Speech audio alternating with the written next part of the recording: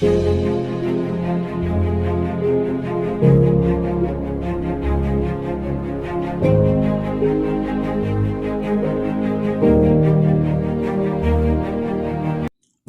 once again to our commerce classroom.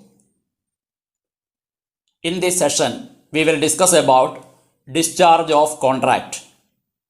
Discharge of contract. A contract is discharged when obligation created by it comes to an end. A contract is discharged when obligation created by that contract comes to an end.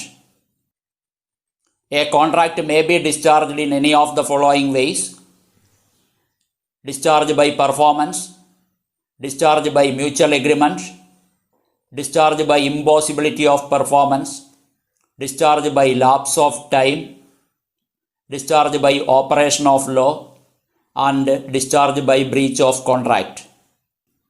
We discuss about all these types of discharge of contract in detail. Firstly, discharge by performance. Discharge by performance. Performance of contract is the most usual mode of discharge of contract. Performance may be actual performance or attempted performance. Actual performance. A contract is said to be discharged by actual performance when the parties to the contract perform their promise in accordance with the terms of the contract. I repeat, a contract is said to be discharged by actual performance when the parties to the contract perform their promise in accordance with the terms of the contract. Attempted performance or tender.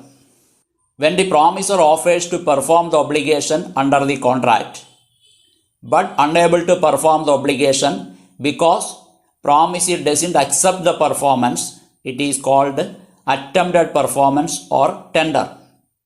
I repeat, when the promisor offers to perform the obligation under the contract but unable to perform the obligation because promisor doesn't accept the performance, it is called attempted performance or tender. Tender is not actual performance, but it is only an offer to perform the obligation under the contract. A valid tender of performance is equivalent to performance and the contract comes to an end. Then second mode of discharge of contract, discharge by mutual agreement. Discharge by mutual agreement. Since a contract is created by means of an agreement, it may also be discharged by another agreement between the same parties. All of you know that a contract is created by means of an agreement between the parties. So, that contract can be discharged by another agreement between the same parties. A contract may be discharged by mutual agreement in any of the following ways: by novation, by alteration, by rescission, by remission, by waiver, or by merger. By novation. Novation means substitution of a new contract.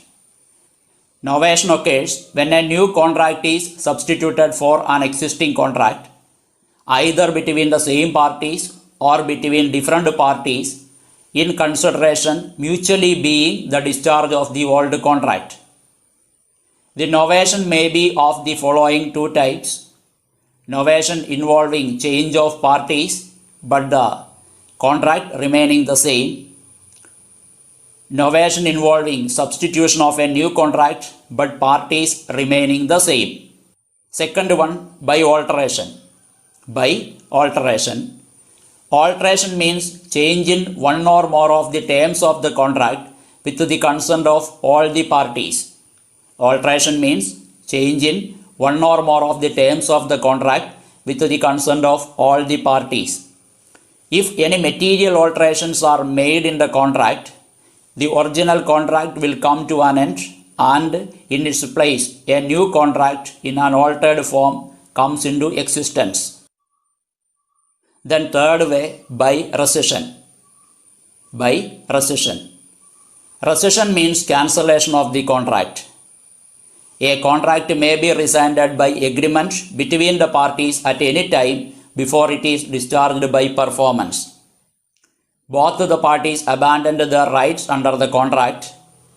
An agreement of rescission releases both the parties from their obligations. Fourth way, by remission. By remission.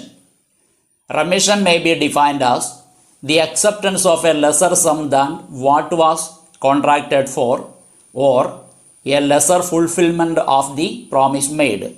I repeat, remission may be defined as the acceptance of a lesser sum than what was contracted for, or a lesser fulfillment of the promise made. Fifth way, by waiver. By waiver. Waiver takes place when both the parties to a contract agree that they shall no longer be bound by the contract. I repeat, waiver takes place when both the parties to a contract agree that they shall no longer be bound by the contract. This amounts to a mutual abandonment of rights by the parties to the contract. Consideration is not necessary for waiver. Sixth way, by merger. By merger. It takes place when an inferior right accruing to a party under a contract merges into a superior right accruing to the same party under the same or some other contract. For example, a tenant buying the house in which he is a tenant. Third mode of discharge of contract, discharge by impossibility of performance. Discharge by impossibility of performance. A contract will be discharged when the performance of contract becomes impossible. Impossibility of performance of a contract may exist either at the time of contract or subsequent to the contract. Impossibility of performance of a contract may exist either at the time of contract or subsequent to contract. Initial impossibility. It is the impossibility which exists at the time of formation of contract. It makes the contract void ab initio, that is, void from the very beginning. Subsequent or supervening impossibility. Supervening impossibility means impossibility which doesn't exist at the time of making the contract, but which arises subsequently after the formation of the contract, and which makes the performance of the contract impossible or illegal.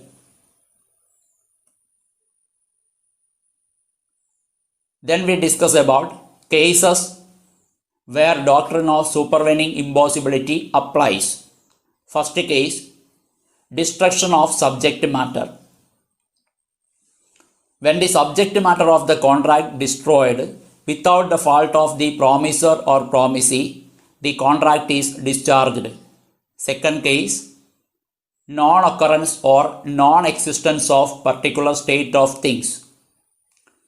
Where a contract is made on the basis of continued existence or occurrence of a particular state of things, the contract comes to an end if the state of things ceases to exist or changes.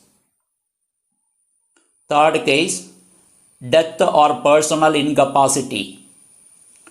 Where the performance of a contract depends upon the personal skill or ability of a given person, the contract is discharged on the death or incapacity or illness of that person.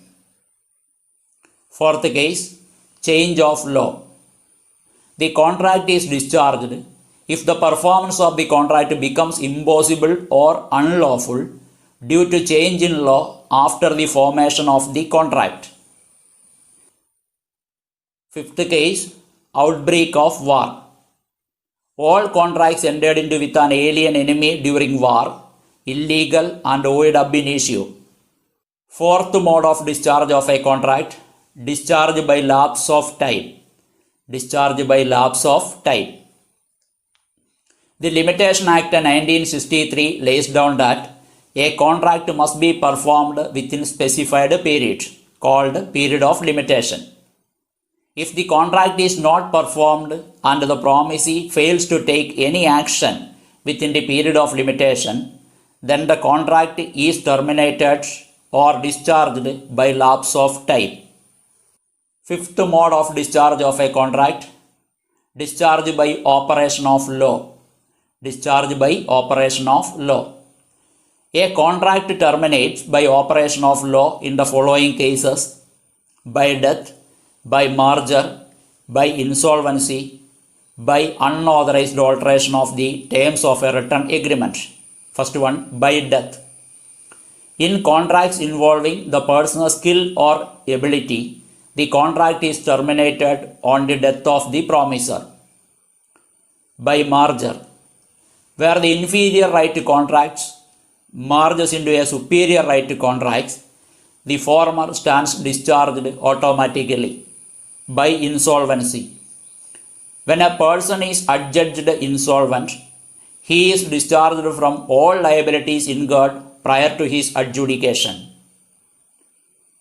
By unauthorized alteration of the terms of a written agreement,